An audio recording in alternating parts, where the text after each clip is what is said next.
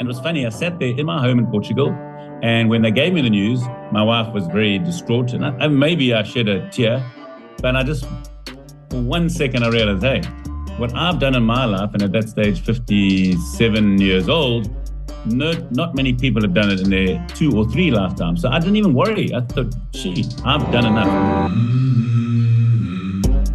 Hey guys, before this episode of Legends with Bevo, just excited to announce we've got a collaboration with Ubi at the moment, and we're giving away some awesome gift packs for FC Barcelona fans. Looking in here, ooh, some pretty fancy shorts. They look absolutely fantastic, and it's so easy. All you need to do is jump on Instagram, share your favorite ever FC Barcelona moment, and you never know, you could be a lucky winner. Well, what a pleasure it is once again to have Oscar Chalupsky on Sports Legends with Bevo. Now, Big O, last time we found you in Portugal, you're over there in Cape Town. Tell us all about that, how it's all going and how life's treating you. Well, it's actually going very well. I've just finished my first set of chemo, so I ended up having the chemo here, which avoids me flying back to Portugal to have it there. So it's just 2 injections, one on a Friday, one on a Monday. And then, as you know, I always fast before that. So on Friday, I'll have it again. So I'll fast from now until Friday. And then I'll carry on fasting for the next injection on Monday. And then it's all over for another 3 months. And in between that, I'm going to be doing the famous Miller's Run. And funny enough, the wind, you can't tell now, but because I'm in a protected place, the wind's blowing over 30 knots. And I hope to do a nice downwind this afternoon, maybe even 2. So South Africa at this time of the year, especially Cape Town's got huge winds. So it's a lot of fun getting a little bit fit and building up to my 60th birthday. So I am getting old on the 1st of March. Wow, 60 years old. You certainly don't look it at all, mate. Tell us about the Miller's Run. What's that all about? It's about a 12-kilometer run from a place called Miller's Point to Fishhook. And in between there, you've got the Roman Rock Lighthouse or the Simonstown Lighthouse. And the other day, I actually went through at 35 knots. And it's a little gap about this wide, just enough the surf ski can go through. And I went through that. Now, a lot of people are trying to do that as well. But it's a lot of fun. It's huge winds. As I say, it's very tame in the swell's not so big, but the wind howls. I mean, the swell can be 2 or 3 meters, not very big, but the wind blows 30, 35, 40 knots, which is a lot of fun. And that's where I really have a thrill, going downwind is my forte. And that's where my skill level comes in a lot, And you're a 12-time world champion surf skier. You won your 12th title at the ripe age of 49 as well, mate. We'll get to the battles you've been through since getting bone cancer in late 2019 in a moment. But I honestly don't know how you do it. You're still competing even after all those challenges. What keeps you driven and keeps you going even after someone telling you that you only had 6 months to live back in late 2019?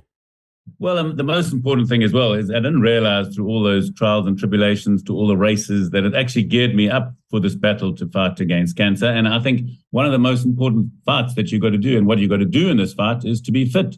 And there's nothing better than being paddling and cycling and swimming and having all this fun. So that's one of the things. And the reason why I train so hard is that I can eat and drink more and don't get too fat. You see, that's another thing to do. So I love life. I live life to the fullest, which is important because you never know when you get the 6 months call and say, listen, what have you done? In fact, 10 o'clock, I'm going to a school. I'm doing a talk at a township school in Ottery in Cape Town. As you know, there's a unemployment rate in South Africa about 40%, and a lot of people live in these townships, in these shacks, and I'm going to go and give a talk at one of the schools. So again, and the most important thing that I'm going to bring across to these kids is remember, live every day. And if you're going to do anything, do it properly. Don't just bumble along, laugh, and try and cut corners all the time. Try to do your best, and I think that's why I love competing still. My wife gets mad that I said, I'm going to race this race and I'm going to go to the Molokai. This year it's the Shaw and Partners Molokai, which is an Australian company sponsoring the Molokai race in Hawaii. Unbelievable, mate. I love your drive. You're, absolutely inspiring for sure. And I'm sure so many people listening and watching would agree with that. Now, back in late 2019, you got a diagnosis of having bone cancer. You were told you only had 6 months to live. And you're still here today. You're still playing golf. You're still competing. What was it like, though, when you first found out that? And your attitude is just phenomenal, O. But how did you get over those challenges and, when you first found out that terrible news? Well, it was funny. It was on the 25th of November, 2019. The reason why I remember that date, because on the 26th of November, my wife turned 60. And I'd organized a surprise party. The only surprise she got is that I had cancer, so that wasn't a great surprise. And it was funny, I sat there in my home in Portugal, and when they gave me the news, my wife was very distraught, and maybe I shed a tear, but I just, for 1 second, I realized, hey, what I've done in my life, and at that stage, 57 years old, not many people have done it in their 2 or 3 lifetimes. So I didn't even worry. I thought, I've done enough. And that's what I went into the cancer. Yes, they gave me 6 months. I didn't care. In fact, on the 29th of November, I phoned my friend Graham Spence, this guy here, my co-author, and I said, listen, Graham, you won't believe it. In this ad, like I'm speaking to you, you won't believe it. I've got cancer. And he was like shocked. I said, no, it's no problem. I've got 6 months to live. We've got plenty of time to write this book. And then he said to me on the 20th, he said, Oscar, I've got a small problem. I've got a deadline. I can't just drop this deadline. I said, don't worry. I will still be here longer than 6 months. Believe you me. And I'm here still in 2023. So good. And your book, No Retreat, No Surrender, you've just got it there, and it's also a great movie as well, mind you, back in the day, one of my favourite movies as a child. But tell us about the idea behind the book, and obviously you don't want to give too much away, but give us a bit of a understanding what it's all about and what made you write the book. Well, the first thing happened is I would never have written a book. I mean, there's too many sportsmen that have got far more accolades than I have, and I thought, no, I'm going to write a book that's going to help other people. So after each chapter, there's life lessons, mistakes that I've made, and the mistakes that I've made so that nobody else makes it. So I teach people through this book. So it's sort of a self-help book, and it's a sort of a biography, but the most important thing I wanted to do is help other people. And believe me, I get hundreds of requests. Oh, this guy's just got cancer. Please, can you sign a book? So the book has been out there for just under 5 months, and people are loving it and giving it as gifts for people going through tough times. And that was the whole objective. I didn't want to write a book. And Graham Spence, my fellow co-author, did a magnificent job conveying and helping other people. I mean, I've also had people that have read this book 2 or 3 times. It becomes their little guideline, and they're writing notes on it. And that's what the book was about. It wasn't about blowing smoke up my ass to say, oh, how good I was. It's nothing to do with that. It's there to help people. I never was a professional sportsman, never, ever.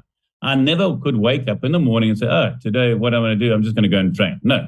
I used to have to wake up, train, and then go to work. That's why everybody can do what I've done. I was a completely normal person, maybe a little bit more talented and more driven than other people, but that you can do. You can train yourself to be better. And that's what I try and express and try and teach other people to do, is that they can all do better than they think they can. I can't wait to have a read of the book, mate. It's going to be an absolute beauty. And where can people buy it? And is it available as an audiobook as well? Yes, in the audiobook version from Amazon and Audible, we did something different there. I put a lot of animation, so when I'm paddling and hear the water, and then before the life lessons, I've got like Hawaiian drums playing, so it wakes you up in case you're sleeping through my book, and then it tells you, and then I talk. So I've got a narrator and myself, the two of us narrate the book, and people have had, again, I've had rave reviews. If you go and look, my reviews on Amazon are about 5 or 4.9. One guy said it was a one out of a few, so that happens. But mostly 99% of the people love the book and love what it's there for. It's to inspire people and to help people overcome the odds. Yeah, I can't see anyone not loving it. I'm sure it's going to be an absolute ripper. I can't wait to have a read, as I said, or listen, sorry, which I like to do these days. I think audiobooks seem to be the way to go, just a bit easier. Now, let's go back. I agree. When we're driving around, I just did a whole road trip around South Africa teaching people. Started in Cape Town. I went all the way along up to Durban, then to Johannesburg, then Underberg, then Bloemfontein, of all places where there's not much water, then Graafrenet, then Fancourt, all the way to Robinson with the Berg River, and then back to Cape Town. It was a whole month trip teaching and teaching paddling and telling people about the book and trying to help people out there, And let's go back to your journey, O. When did you first start getting into, surf skiing? Was it through your father or mother or someone else? Yeah, my father came out of Germany. He's a German, so he came out of Mannheim, and when they called, he went through the war. He's born in 1937. He paddles every day, and he's 85 and paddles 12 or 15 kilometers every day, cycles, swims, runs. So he's like a normal 50-year-old, but he's 85, and he's going to come to Australia for the World Surf Ski Championships in Perth in next year, November. So he started us paddling, but funny enough, and this is a very important lesson for parents, is that he never pushed us into paddling. So I was a swimmer, water polo, tennis, cricket. He didn't say, hey, go and come paddle like me, you know. And eventually, when I was like 12 or 10 or 11, said, don't you want to paddling? I said, oh, okay, let's go and do a bit of paddling. And that's how it all started. I paddled in Durban Harbour with him, and I got fast very quickly because I was much taller than everybody and bigger than everybody. So I had an advantage on size. But you don't realize he actually set me a goal. I wanted a racing bike, never forget. I wanted a racing bike. And he said, no, you don't get a racing bike. You have to win the Nipper Ironman. And in Australia, you all know the Nipper Ironman is not a ski, it's a swim board and boogie board, you know, so Malibu board and a boogie board. That's the Nipper Ironman. And I had to win the South African and he would buy me a bike. And then I got beaten in Natal in the state championships. And I thought, gee whiz, because I used to win everything because I was so big. But I realized that even small people have got a determination to beat big people like me. So from that day on, I started training. My father never pushed us. He just said, he provided the platform, and that's important. He provided the plan. You do what you like. If you wanted to wake up in the morning and go swimming, he was there for you. But if you slept in, he didn't care. But you knew that if you didn't train hard, you wouldn't win. And that's what he instilled. If you're going to do something, being a German precision, you do it properly, no matter what it is. That's wonderful advice. And have you used that same advice as well with your own kids? And have they sort of gone on to compete in the same sport or something in other aspects of life as well, Yes, exactly. I mean, my son basically made the national team paddling, but again, never forced him to do it. Again, just encouraged him, coached him, and he did very well, but then he didn't. And in the other sport, he was very good at golf. And again, he left it. I didn't push him, and he's got a tremendous talent in golf, but I didn't make him do anything that he didn't want to do. So you've got to give them encouragement, but they've got to choose their direction. Biggest problem with parenting is that you want to sort of live your life through your kids, and that's not very good. I suggest that you let them flourish at what they want to do and just give them guidance. I mean, and my father did that very well. Again, that's really good advice, because you see so often that parents can just be pushing their kids to that stage where the kids don't even want to do that sport anymore. And, you know, and I mean, obviously you want to encourage them, and if they've got talent, do whatever you can to help them to fulfill that talent. But at the same time, you don't want to push them away from the sport. So that's really good advice. Yeah, I mean, I think that's something that every parent should learn, is that, and in South Africa, they call them helicopter parents and things like that. They don't even realize what they're doing. You know, they're getting too involved. My parents never got involved at all in our school sports or anything like that. You did it, you achieved by yourself with their encouragement. And I think that's important. And looking back at your career as well, what's been some of your favorite moments during your career, and why? Yeah, it's a funny thing because it's been such a long time. I mean, when I first became famous is when I won junior and senior Ironman and went in national junior and senior Ironman at age 16. And then Grant Kenny, 1 month later, did it in Australia, junior and senior Ironman. And Grant and I have been friends since then. And then I wanted to race Grant Kenny, but because of apartheid, people don't realize we couldn't race and compete anywhere, nor could Grant come. So Grant went to Olympics and did that. We couldn't do that. But in 1983, I knew he was going to go to the Molokai, and I raced him in Molokai in 1983, the first time I actually met this guy that had also won junior and senior Ironman. And in 1983, he had already won 4 Molokais in a row, and then I raced him in 83 for the first time, and I managed to beat him. So there's been a long rivalry. And funny enough, I won that Molokai race 7 years in a row, from 83 all the way to 90, and won that 7. And then I got banned again. They wouldn't let me race again. So they kicked me out, and that's when I took up golf, and I loved the sport and met very nice people. And I went from something doing in the water into the land, and by the end of the year, I went from 24 to a scratch handicap. Gee whiz, you've certainly got some sporting talent there, that's for sure.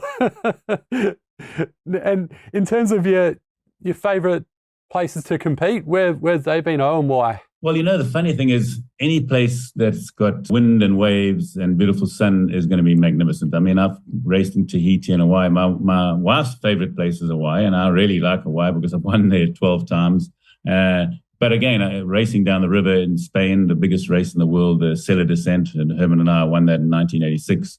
And funny enough, in 1987, Rahman Anderson from Perth and John Jacoby from Adelaide won the Sella, and we came second. But all these places are all magnificent because you're with nature, and that's the nice thing about sport, especially our sport. You in the open, having fun, and if there's wind, I mean, Tahiti's magnificent, Guadeloupe's magnificent, Porto's anywhere where you're out there and there's big winds, big waves, and obviously Cape Town where I'm here with the big wind and waves. I love it, So there's no specific, this is the absolute best, but Hawaii, it'll be a long way to beat Hawaii and Tahiti.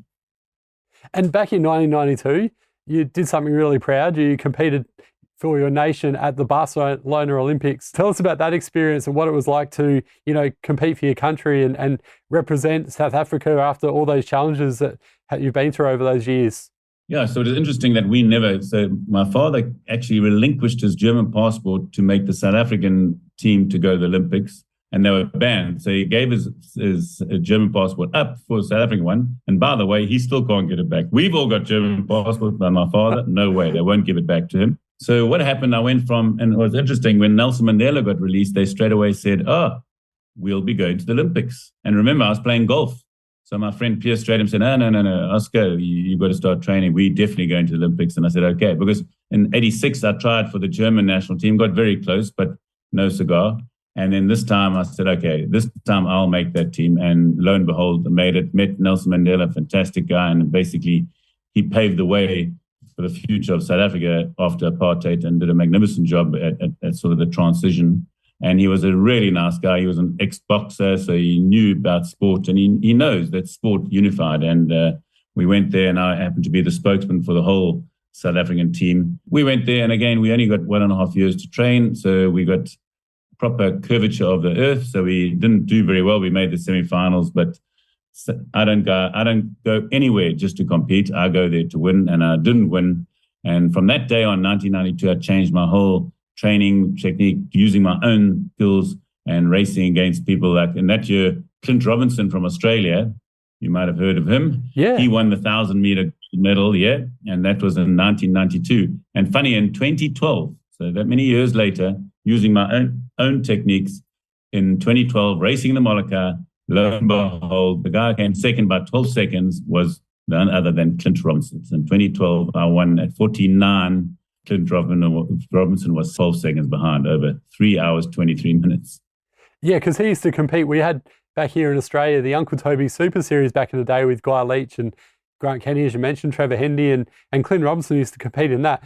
He did always really well in the surf ski and board, but I don't reckon he was much for a runner and swimmer. No, he's probably not a bad runner, but he's not a good swimmer. So Leachy obviously had lots of competition with him. I was in the Nutri-Grain series. In 1986, I was there racing under German flag against Grant and Leachy and Hendy and the Mercer brothers. Those are all my era, and I raced against them and had a lot of fun in Australia. But the runs killed me. I wasn't bad on board, ski, and swimming, but the run in the soft sand, that killed me because I was much bigger than all those guys. I mean, I was weighing 95 kilograms and they were 75 kilograms, which makes a big difference in running along the sand, soft sand especially. Oh, yeah, it's very tough. And 1992, I know obviously your kids would have been pretty young back then, but must have been a pretty proud moment as well, being a father and them seeing their dad competing for South Africa on the world's biggest stage. Yeah, it was tough. I mean, the funny thing is the Olympics is it's all a nice thing to go there, but the sacrifices you have to make to go there. So I had to move out of my house. I had to give up my job to try and train, and did working and paddling in between. And then I was living in Durban, but I had the training camps were all in Joburg. So I used to leave for 3 months, go and do a training camp, try and make some money in between, raise money, because South Africa hasn't got big coffers for sport, none at all. And especially in 92, there was nothing. So you had to raise all your own money, try and live off a shoestring. And that's what happens when you're trying to be the best. So yes, my son was very young. He was only 1 or 2 years old, and my daughter was on the way just after the Olympics. Talking to some of my South Australian mates here that are involved in surf lifesaving, I hear that you can actually chug some beers pretty quickly, and you even used to do it before competition, and you beat them as well. Tell us more about that. Well, in my old, I used to drink at least a dozen beers before the Molokai. In fact, it was like a urban legend that, there's some Hawaiians came and said, the one way we're going to beat Oscar is by giving him lots of beers. So I had the 12 beers, they had one or two. And the next day I went out and beat them. But now that they've stopped me now, because I had atrial fibrillation, which is a palpitation of the heart, and they jump-started me, and they said, no, you can't drink before a race. So nowadays, I don't drink 2 or 3 days before a big race, but afterwards I climb in, and I still do the same after my chemo. I'm going to have my chemo on Friday, and once I've had my chemo, I'll be into the drinks again. I love it. Well, Big O, before we go, just another big shout out for your book again, No Retreat, No Surrender. Where can people buy it? Yeah, it's on Amazon, and it's on all the digital formats. And then some of the guys can get the paperback. Here's the paperback. And the interesting thing about this book is that I've also, a portion of my royalties go to a thing called Campaigning for Cancer, which is a non-profit organization, because my goal in life now is to live long enough so they can find a cure for bone marrow cancer. So that's why I'm giving money back to Campaigning for Cancer, so that they can find and spend money on research to find a cure, so that I can live longer, and we can do more chats, Bevo, and I can do more Malakas and get to the age of my old man at 85 and still be racing against everybody. And hopefully have a beer in Adelaide as well one day. Yeah, we would. I mean, I didn't go this time, but I'll definitely come maybe in November, December this year, at the end of the year, and we'll have a beer, 100%. Maybe a bit of wine. Beer makes you too fat. Yeah, wine sounds great. Well,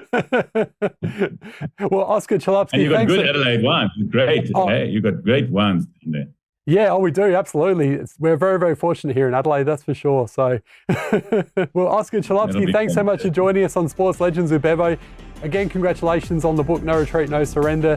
And you're a true warrior, inspiring. The list goes on. There's so many words that we could use for you because of, the challenges that you've overcome. And you're still smiling, you're still competing, you're still enjoying life. Keep up the great work, mate. We'll speak again soon.